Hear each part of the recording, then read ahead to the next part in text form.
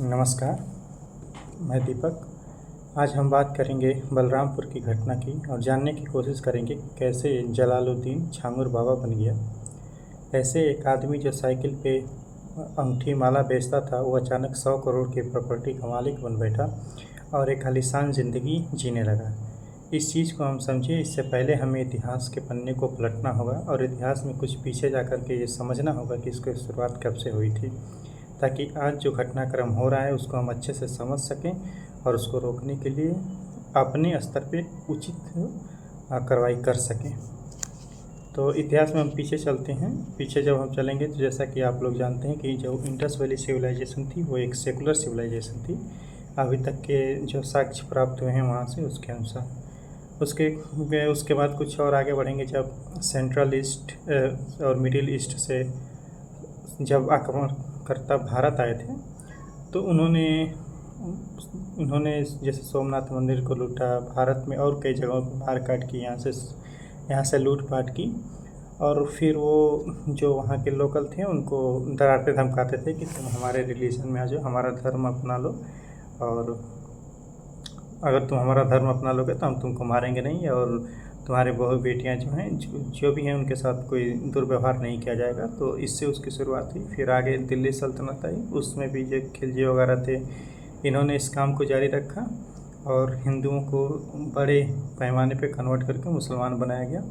उसके बाद जब मुग़ल आए, मुग़ल में भी बाबर, औरंगज़ेब, ये जो लोग थे ये काफ़ी क्रूर थे और इन्होंने भी उसी परंपरा को जारी रखा। ये औरंगज़ेब के बारे में तो कहा जाता है कि वो एक दिन का खाना नहीं खाता था जब तक हज़ारों हिंदुओं को मुसलमान ना बना दे। फिर वो डरा के, धमका के, मार के, काट के, पीट के, जैसा भी हो, साम दाम दंड भेद सबका प्रयोग करके बड़े पैमाने पे एक हिंदू मेजॉरिटी आबादी को इन्होंने मुसलमान बनाया। तो ये इनके डीएनए में है, ये शुरू से ऐसा करते आए हैं।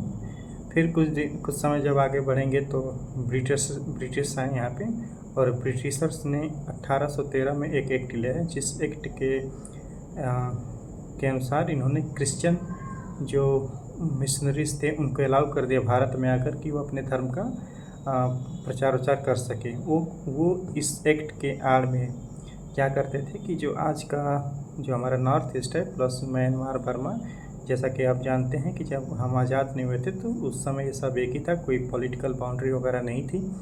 तो उधर ये लोग काम करना शुरू किए। काम करने का इनका कारण ये था कि ये जो एरिया था ये ट्राइबल एरिया था, कम पढ़े लिखे लोग थे, वो प्रकृति को ज़्यादा पूजा पाठ करते थे।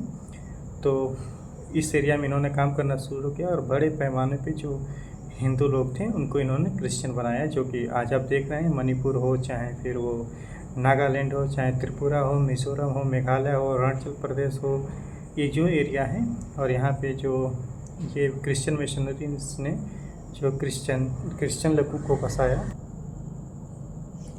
माफ़ कीजिएगा, वो आज भी हमारे लिए प्रॉब्लम बनी हुई है। खैर, कुछ समय आगे चलते हैं। अच्छा, एक बात और, ये करते क्या थे, ये जीसस की एक लकड़ी की मूर्ति लेते थे और भगवान राम की पत्थर की एक मूर्ति लेते थे और दोनों को पानी में फेंक देते थे और लोगों को दिखाते थे कि देखो देखो, जीसस तो पानी में तैर रहे हैं, तुम्हारे भगवान तो डूब गए, तो जो अपने को नहीं बचा सकता और तुमको क्या बचाएगा। खैर, इसका काट लोगों ने निकाला। जैसे राजा राम मोहन राय थे, इन्होंने इसके खिलाफ काम किया और वो क्या करते थे कि एक लकड़ी की जीसस की मूर्ति और पत्थर के भगवान राम की मूर्ति को आग में जलाते थे और कहते थे देखो भाई, क्रिश्चियन वाले जो तुमको सिखा रहे थे उनके भगवान तो आग में जल गए, हमारे भगवान जिंदा हैं। तो इस तरीके से उसे काउंटर किया गया। खैर, ये चीज़ें और आगे बढ़ी। जब भारत आज़ाद हुआ उसके बाद उससे भी जो इटली, जो आपको पता है कि यूरोप में जो क्रिश्चियन मेजॉरिटी ज़्यादा रहती है, उसका जो उनका पॉप का जो कल्चर होता है, आपको पता है इटली उसका हब है। तो वहाँ से फिर फंडिंग होने लगी भारत में और उन्होंने डिस्टर्ब करने की कोशिश की। आज के हमारे पंजाब, केरला को तो सेंट्रल एशिया से और मिडिल ईस्ट से ज़्यादा डिस्टर्ब करने की कोशिश की जाती रही है और अभी भी की जा रही है। तो इन लोगों का काम जारी रहा।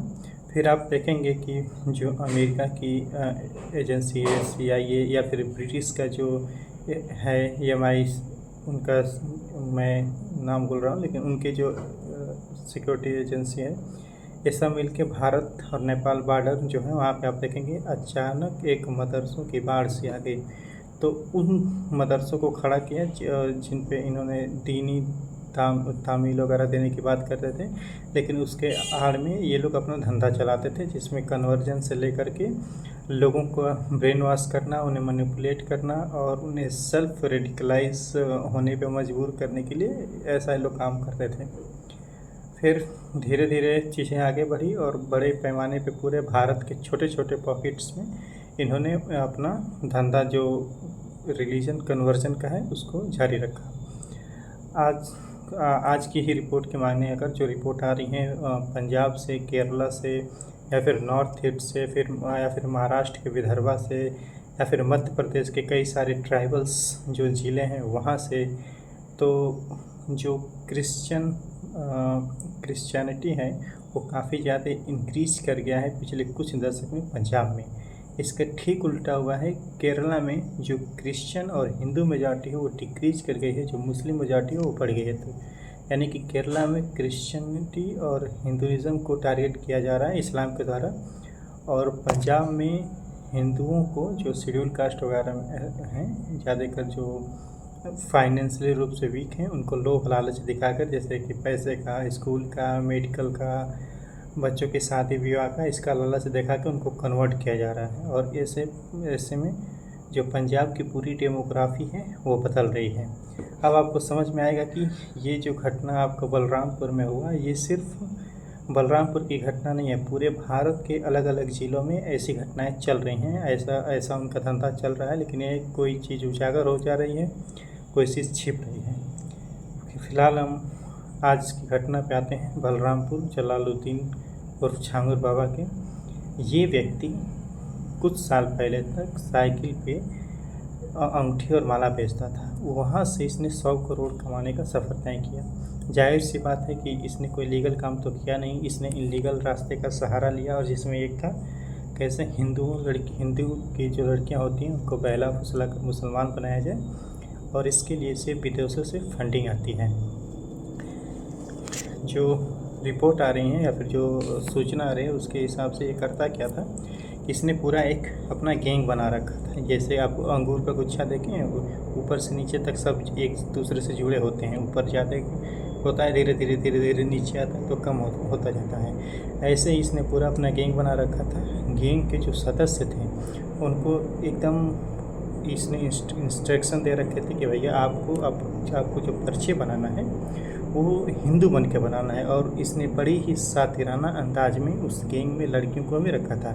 यानी कि एक लड़की, एक लड़का और एक महिला आपसे मिलेगी, आपसे बात करेगी, पुरुष जो होगा वो अपना नाम हिंदू बताएगा और अपने बहन को हिंदू नाम से ही आपसे परिचित कराएगा, खास करके जो हिंदू लड़कियां होती हैं। फिर वही उनको बहला फुसला के झांसे में लेके शादी ब्याह करेंगे, और बाद में बताएंगे कि वो मुसलमान है। अपना जब शादी ब्याह हो गया तो तुम भी मुसलमान बन जाओ, कलमा पढ़ लो।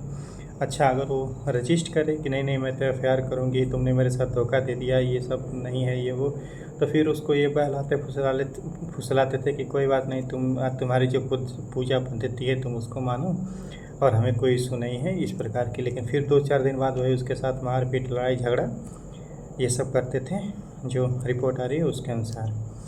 तो ऐसा रिपोर्ट में कहा जा रहा है कि इस जो है ये छांगुर बाबा, इसको हवाला के ज़रिए पैसा आता था, करोड़ों की फंडिंग आती थी, और इसका काम ही यही था कि अपने एसेट को बनाना, अपने जो लोग हैं उनको अलग अलग ज़िलों में भेजना, और वहाँ से जो वर्नरेबल लड़कियां हैं जिनको किसी चीज़ की ज़रूरत है, जैसे पैसे की ज़रूरत है, इलाज की ज़रूरत है। आप तो जानते हैं कि भारतीय समाज में अंधविश्वास बहुत धड़ल्ले से चलता है, जिसमें ये झाड़ फूक, बाबा फ़कीर वगैरह जितने होते हैं इनका धंधा चलता है। ये कमा के मस्त रहते हैं, ये मुँह की खाते हैं, केवल मुँह से बोलते हैं पैसा खाते हैं, और हमारी भोली भाली जनता इनके चंगुल में फंसती चली जाती है। ये जो छांगुर बाबा है, इसका ये गोरख धंधा आज से नहीं चल रहा है, ये करीबन 5-6 साल से अधिक से ही चल रहा है। और इतने सोचने वाली बात है कि इतने सालों से ये गोरख धंधा जमा रखा था और उसका भंडाफोड़ अब हो रहा है। तो क्या अभी तक पुलिस सो रही थी? पुलिस क्या कर रही थी? स्टेट की इंटेलिजेंस एजेंसी क्या कर रही थी? या फिर एटीएस क्या कर रही थी, आईबी क्या कर रही थी, सीबीआई क्या कर रही थी, सीआईडी क्या कर रही थी, रॉ क्या कर रही थी।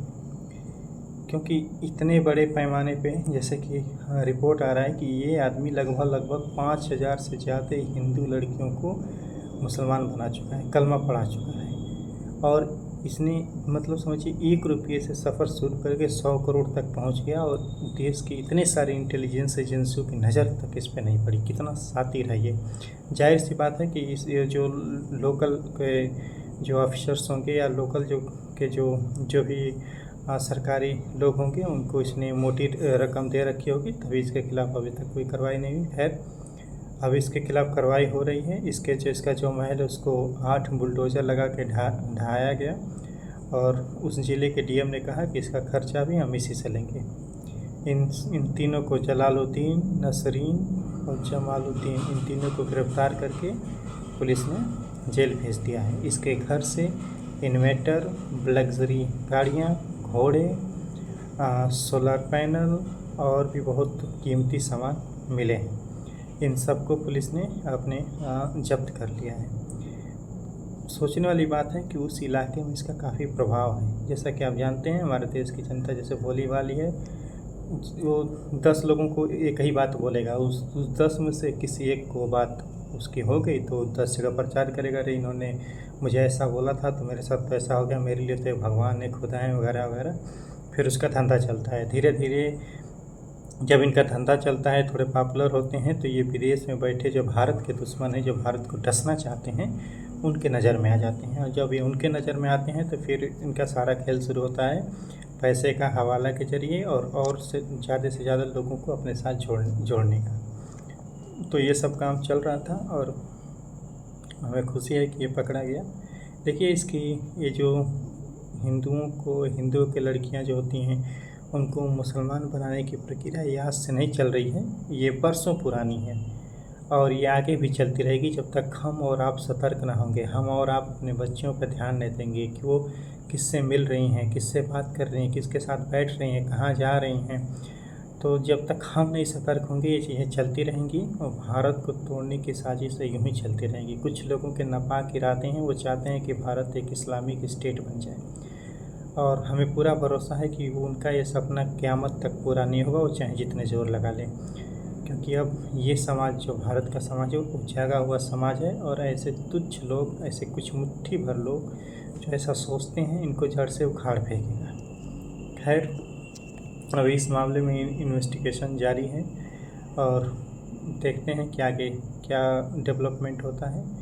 फ़िलहाल ये घटना काफ़ी दर्दनाक है, और हमें ये भी देखना पड़ेगा कि ऐसी घटना और कहाँ कहाँ चल रही है। ये काफ़ी एक बड़ा इन्वेस्टिगेशन का प्रश्न है, और अभी तक जितने लोग इससे प्रताड़ित हुए हैं, जितने लोगों को इसने सताया है, डरा के, धमका के, मार के, पीट के, जिनका इसने धर्म परिवर्तन कराया है, उनको वापस उनके धर्म में लाया जाए। और उनके परिवार वालों से मेरी रिक्वेस्ट है कि आप अपनी बेटियों को स्वीकार कर लें। उनसे गलती हो गई, कोई बात नहीं, उनको समझ नहीं थी दुनिया की।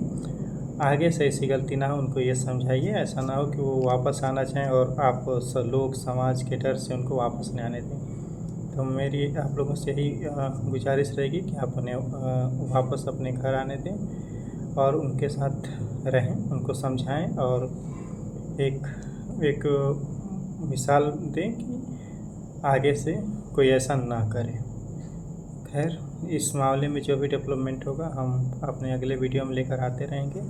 आप अपने आसपास हो रही घटनाओं से सावधान रहें। ऐसे जो पीर बाबा होते हैं, या फिर कोई भी बाबा होते हैं, चाहे दाढ़ी वाला हो, चाहे वो टीका वाला हो, इनको देख के घबराना नहीं है, इनसे डरना नहीं है।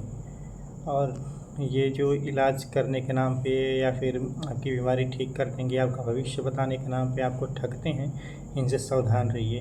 ये सबका भविष्य बताते हैं, अपना ही भविष्य क्यों नहीं बता देते कि इनको मोक्ष कब मिलेगा।